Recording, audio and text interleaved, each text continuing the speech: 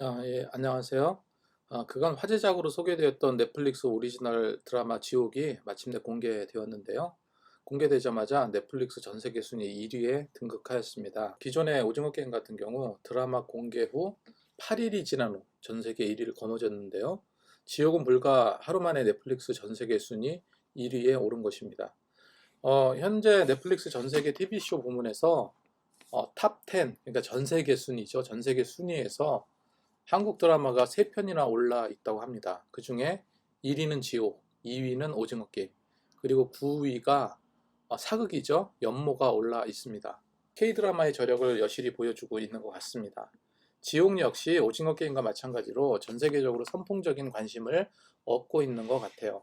그런데 우리나라에서는 호불호가 좀 엇갈리고 있는 것 같지만 전 세계적으로는 대체적으로 극찬하고 있는 것 같습니다. 이 지옥은요, 오징어 게임과 마찬가지로 굉장히 폭력 수위가 높고 잔인한 장면이 많습니다. 저도 보다가요, 너무 잔인해서 제대로 보지 못하고 눈을 돌리기도 할 정도로 그렇게 잔인한 장면들이 많이 있습니다. 지옥을 보고 난 제 생각들을 거론하기 전에 제 영상을 시청하시는 분들 중에 의외로 많은 비신자분들이 계십니다. 지난번에 제가 오징어 게임 영상을 했었을 때도 제가 생전 듣지 못했던 그런 어마어마한 많은 비판과 욕설을 들었습니다. 물론 이제 그렇게 심한 것들은 다 지웠지만, 그래서 비신자분들이 제 영상을 보기 때문에 과연 기독교인들, 특별히 이제 성경에서는 지옥에 대해서 어떻게 이야기할까, 과연 지옥은 존재할까 하는 이런 생각에 대한 성경적인 견해를 먼저 설명을 좀 드리고 이야기를 하겠습니다.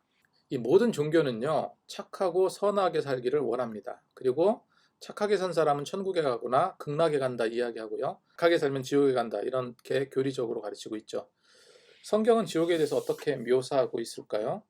구약의 지옥에 관한 구체적인 표현 중에 하나가 스올이라는 단어입니다. 스올은 죽은 사람들이 가는 처소라고 말을 합니다. 신약적인 명칭으로 하데스라는 단어가 있죠. 이들 용어들은요, 장소적인 개념보다 단순히 육체와 영혼의 분리된 상태, 다시 말해서 죽음의 상황을 나타내는 단어들이다 이렇게 볼 수가 있습니다. 이 용어가요, 형벌과 고난의 장소를 상징할 때는 지옥이라는 개념을 가지게 되고요. 단순히 죽은 사람들의 무덤을 가리킬 때는 한 번 가면 돌아올 수 없는 곳으로 표현되기도 합니다. 하지만 이제 신약 시대에 와서는 이 지옥에 대한 언급이 굉장히 구체화되어 나타나게 됩니다. 신약 성경에서 지옥에 대한 묘사는 죽음이라든지 지옥이라든지 무덤이라든지 무저갱, 음부 이렇게 다양하게 표현하고 있습니다. 지옥이 어떤 곳인지 가장 잘 표현하고 있는 그 말씀이 누가복음 16장에 있는 말씀이죠. 이 말씀에서 기록하고 있는 것은 부자와 거지 나사로 이야기인데 지옥에 대해서 많은 것을 알 수 있습니다. 이 말씀에서 지옥은요, 천국과는 건널 수 없는 담이 있고 영원히 꺼지지 않는 불이 타오르는 그런 고통스러운 곳으로 묘사하고 있습니다. 그리고 지옥에 간 부자는 너무나 괴롭고 고통스러워서, 그리고 너무 뜨거워서 아버지 아브라함이여 제게 자비를 베풀어서 나사로 손가락 끝에 물을 찍어서 제 혀를 서늘하게 해 주소서라고 말하기도 하죠. 그리고 이젠 자신의 형제 다섯에게 지옥의 이 실상을 알려서 오지 못하게 해달라고 간청하기도 하지만 그 역시 먹히지 않습니다. 중요한 것은 예수님께서 지옥에 대해서 언급하셨는가, 지옥에 대해서 어떻게 말씀하셨는가가 중요하겠죠.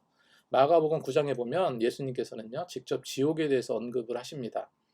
그곳은 구더기도 죽지 않고 불도 꺼지지 않는 곳으로 이렇게 말씀하십니다. 이처럼 성경에서는 분명 지옥이 있음을 정확하게 설명하고 있습니다. 자, 이제 이 지옥에 대한 제 개인적인 생각을 좀 말씀드리고 싶은데, 이 지옥에 대한 영상들은 시청자들이 지옥을 다 시청하셨다는 전제로 찍은 영상입니다.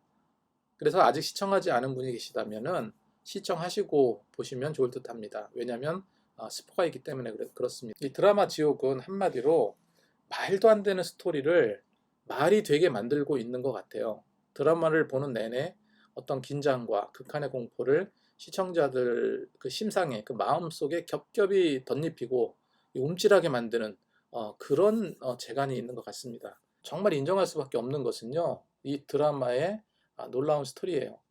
놀라운 상상력 그리고 탄탄한 구성력은요, 정말 감탄하게 만들어요. 그리고 흥미롭지만 흥미거리로만 접근하는 것이 아니라 인간의 어떤 본질적인 물음에 대한 심도 있는 접근을 하고 있어요. 드라마적 감동 코드는 곳곳에 장치되어 있지만 저는 무엇보다 마지막 6화에서 아이 부모가 지옥 고지를 받은 자신의 아이를 죽어가면서까지 끝까지 괴물들에게서 아이를 보호하는 장면. 우리식으로 말하면 좀 심파적인 그런 표현일지 몰라도 큰 감동과 극적 재미를 선사해주는 그런 장면이라고 저는 생각을 합니다.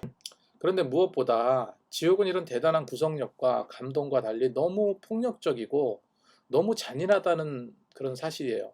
그래서 보는 이들로 하여금 굉장히 불쾌하게 만들 수 있습니다. 첫 장면부터 그렇죠. 한 카페에서 예정된 시간이 되자 괴물들이 나타나서 카페를 그냥 아수라장으로 만들어 버립니다. 그리고 도망치는 한 남자를 쫓아가요. 시각적인 어떤 효과를 내기 위해서 그런 것 같은데, 그래서 그 도망치는 남자를 쫓아가죠. 그래서 이 지옥으로 데려가는 괴물은 뭐 주변의 사람들의 눈치도 보지 않습니다. 그 남자를 오로지 죽이기 위해서 주변의 차량이나 건물들을 마구 부수고, 그리고 지옥 가기로 고지된 그 남자를 무참하게 잔인하게 죽여버립니다. 자, 이런 폭력은요, 제대로 진화되어 갑니다. 그 진화는 바로 공개 처형을 연상시키듯 지옥행 공개 시연을 생방송한다는 설정이에요.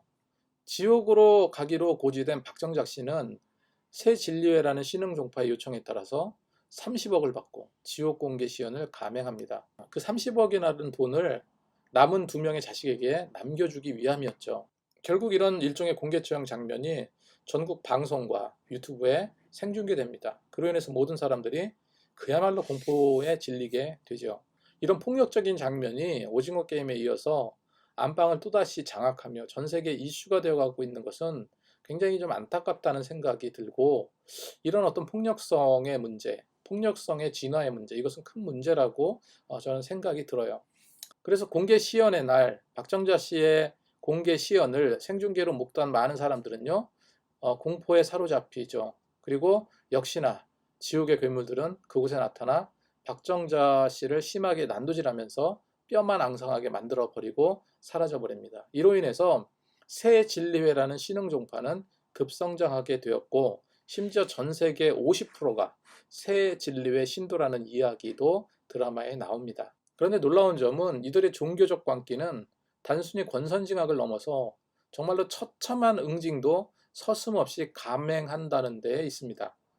공개 시연 후 화살촉이라는 단체는요, 이전에는 그냥 전과자들의 신원을 뿌리고 다니면서 그들을 응징하는 그 정도였지만, 공개 시연 이후에 이들은 굉장히 폭력적으로 변하고 살인도 저지르는 그런 극단에 치닫게 됩니다. 자, 중요한 것은 이 새 진리회를 창시한 정진수 의장이 왜 새 진리회를 창설하였는가입니다.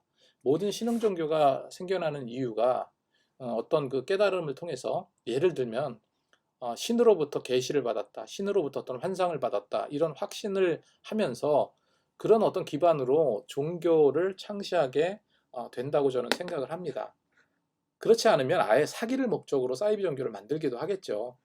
그런데 새 진리회라는 신흥 종교는 그 의장이라고 불리우는 정진수가 오랫동안 품어왔던 그 마음속의 어떤 공포가 새 진리회의 시작이었습니다. 이 새 진리회 의장인 정진수 역시 20년 전에 지옥으로 가게 될 거라는 고지를 받은 자였습니다.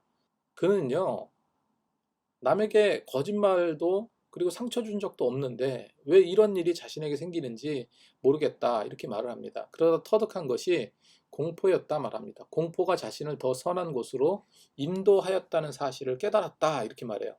하지만 이 말에는 어폐가 있죠. 그는 경찰의 아내를 무참히 살해한 그 자를 그 경찰의 딸과 함께 산채로 불태워 죽이는 악행을 감행합니다. 그는 지옥의 괴물들이 나타나 사람을 죽이고 사라지는 그 사건을 그 심한 죄를 지은 죄인을 응징하는 것으로 이렇게 교리를 만들기도 하죠. 공포 때문에 바르게 살 수 있었다는 그 논리, 굉장히 위험해 보입니다. 그리고 영화에서 보여주는 것처럼 공포 때문에 종교가 존재하는 걸까요? 그건 종교가 아닙니다. 무섭고 두렵게 하는 것은 종교가 아니라고 저는 생각을 해요. 우리는 신앙생활을 합니다. 그렇다고 해서 우리의 신앙생활의 동기가 공포심 때문입니까? 구원이라는 것이 무엇일까요? 구원은요, 곧 우리가 하나님과 함께하는 것입니다. 구원의 확신을 가지고 예배드리고 그 안에서 하나님의 은혜를 누리고 사는 거, 기쁨을 누리고 사는 거, 그것이 곧 구원이죠. 그렇다고 해서 앞에서도 언급했듯이 이 지옥이 죄인들에게 공포심을 주기 위해 만들어낸 허상이구나, 이렇게 생각해서는 절대 안 됩니다. 우리가 성경적으로 보면 분명 지옥은 심판의 결과로 귀결짓는 그런 장소라는 사실 절대 잊지 말아야 할 것입니다. 지옥의 마지막 편인 6편에 보면 시즌2를 암시하듯이 공개 시연을 생중계했던 그 박정자 씨가 되살아나는 장면이 어, 나타납니다. 그래서 이제 시즌2를 굉장히 기대하게끔 이렇게 하고 끝을 맺습니다. 자, 결과적으로 제가 1편 시즌1의 그 모든 편을 다 보면서 느꼈던 것이 굉장히 찜찜하다는 느낌, 굉장히 불쾌하다는 느낌도 물론 들었고, 정신적으로 굉장히 힘들고 피폐하다라는 생각도 들었습니다. 그것은 1편에 대한 어떤 그 잔인하고 뭐 굉장히 공포스러운 그런 것 때문만은 아니고, 그 1편에서 속 시원이 드러난 게 아예 없어요. 그것이 굉장히 답답하다는 생각이 듭니다. 새 진료의 정진수 의장도 어이없이 죽어요. 그리고 지옥 괴물들에 의해서 죽임 당하고요. 끝나는 것도 굉장히 어이없어요. 정말 그렇게 죽은 게 끝인지 아니면 죽지 않은 것을 죽은 것처럼 위장했는지도 불분명하고요. 또한 처음에 수사를 했던 그 경찰관, 굉장히 그 경찰관이 모든 것을 이끌어가는 듯한 그런 분위기로 진행이 되어 갔는데, 그 경찰관과 새 진료에 빠진 그 딸의 이야기, 그 스토리도 결말 없이 다른 어떤 스토리로 왜 넘어가 버리는지 모르겠어요. 그리고요, 그렇게 폭력적이고 굉장히 한편으로는 전지전능해 보이는 그 괴물들이 왜 마지막에 그 아이를 감싸고 있는 부모만 죽이고 아이는 살려두었는지, 무엇보다 그 지옥으로 데려가는 괴물의 존재는 아무것도 알려주지 않고 끝을 맺습니다. 왜 그런 지옥의 고지를 하는지, 왜 그런 지옥의 고지를 하고 그렇게 처참하게 죽이는지, 그리고 그 고지도 모두 죄를 지은 자들이 다 그렇게 고지를 받고 처참하게 살해당하는 게 아니잖아요. 일부 죄인들만, 일부 사람들만 그렇게 처참하게 죽이는지, 그리고 그 존재가 신인지, 또 신의 하수인인지, 아니면 악마인지, 이도저도 아니면 이 모든 것들이, 하다못해 이제 그 괴물들이 사람을 죽이는 그런 장면들, 이런 모든 것이 일종의 사기극인지, 이 궁금증이 하나도 풀리지 않고 그냥 시즌 1을 맺고 있습니다. 앞으로 시즌 2는 어떻게 전개될지 모르지만 시즌 1이 허구이지만 인간의 본질에 대한 성찰과 현실과 맞닿은 접근이었기 때문에 시즌 2 역시 마냥 허구적 상상력으로 만들어가지는 않을 것이다. 이런 생각을 하게 됩니다. 시즌 1에 뭐 여기저기 주렁주렁 걸쳐놓은 그런 떡밥들이 있어요. 그런 떡밥들이 시즌 2에서 내가 다 말해줄 테니까 기대하시라 하는 일종의 암시 같기도 합니다.